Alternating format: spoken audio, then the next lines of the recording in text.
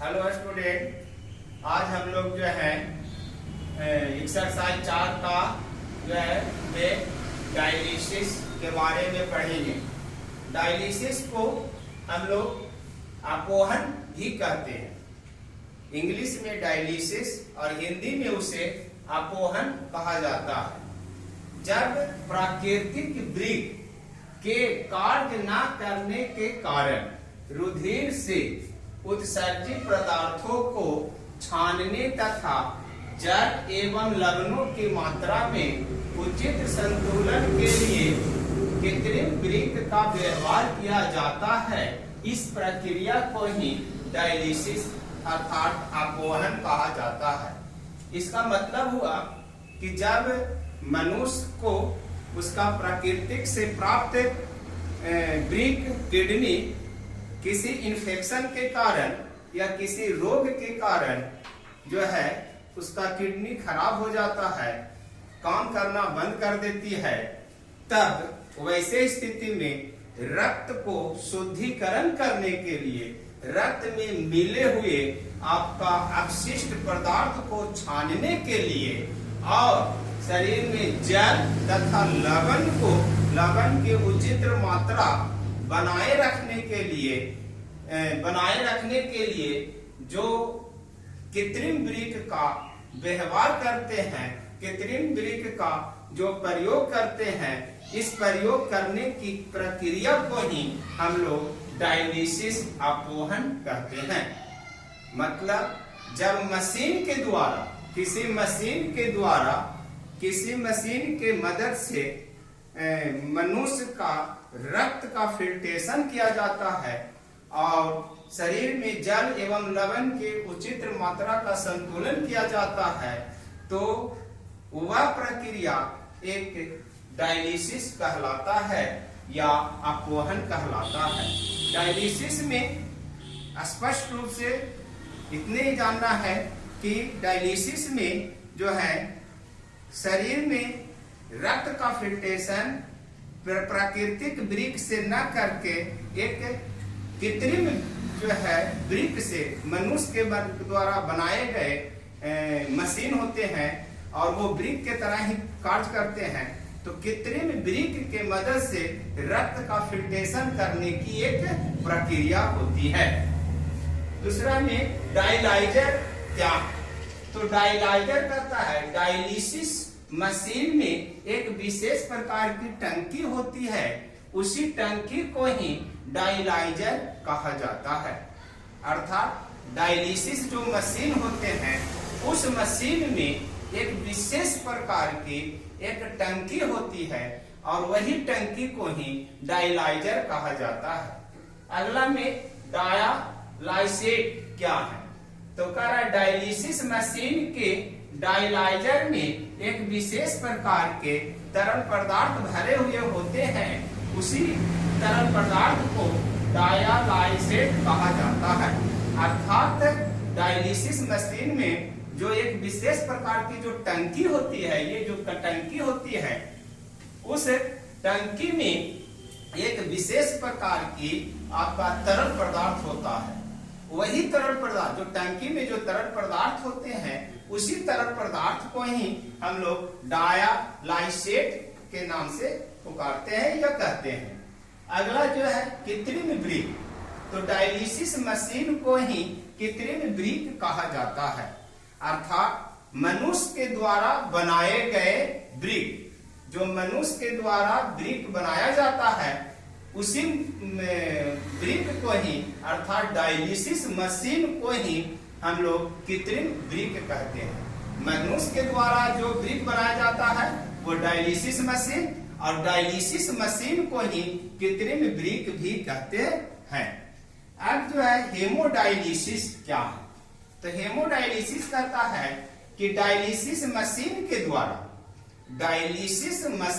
द्वारा जो रक्त शुद्धिकरण करने की जो प्रक्रिया होती है, वही प्रक्रिया हेमोडायलिसिस कहा जाता है।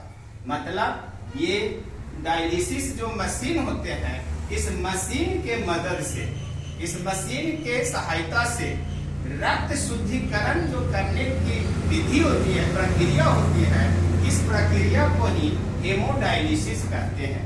तो इस तरह से हम लोग ने जो है देखा मानव के उत्सर्जन में कौन कौन सी क्रिया होती है। अब हम लोग देखेंगे कि पादप में जो है उत्सर्जन कैसे होता है।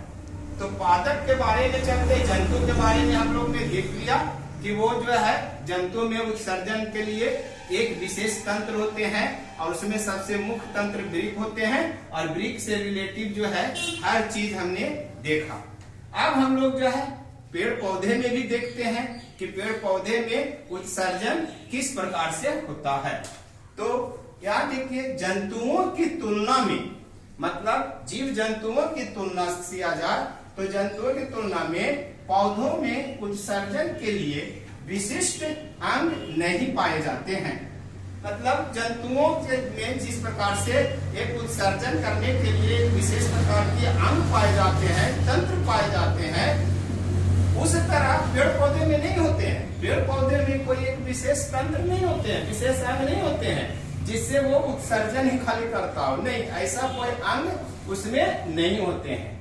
पौधों में रंध्रों एवं वात रंध्रों द्वारा गैसीय उत्सर्जित पदार्थ जैसे कार्बन डाइऑक्साइड तथा ऑक्सीजन का निष्कासन होता है।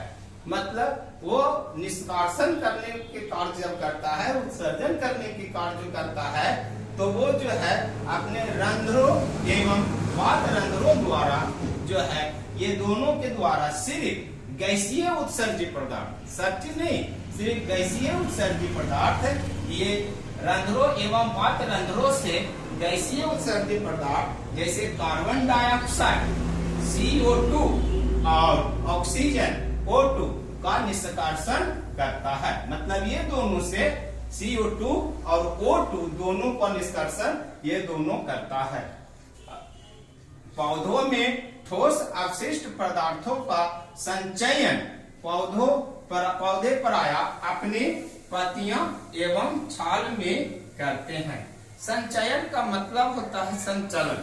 तो वो जो है अगर वो एक तरह से संचित करने की जहां तक की बात होती है, तो वो जो है पौधे अपने अपशिष्ट पदार्थ जो होते हैं वो मुख्य रूप से पत्तियों में तथा छाल में, जो पौधे का पेड़ पौधे का जो छाल होते हैं और पत्तियां होते हैं उसी में जो है संचयन करता है।